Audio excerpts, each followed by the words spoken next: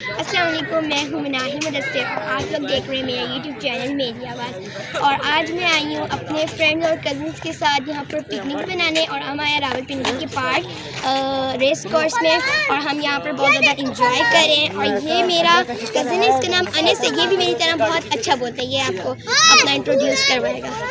अस्सलाम वालेकुम, मैं मोहम्मद अनस हूँ। ये मेरी कज़न है।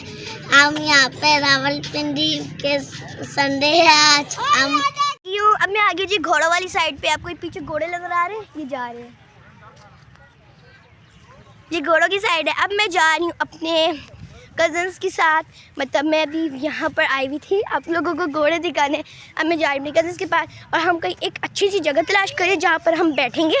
मैं आपको जगह भी दिखाऊंगी। हम पहुँच गए यहाँ पे, इतना प्यारा व्यू है,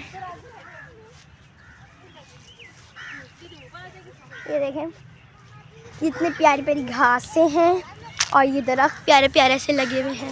ये देखें, ये हमारी पूरी फैमिली है और अब हम बैठने वाले हैं यहाँ पर।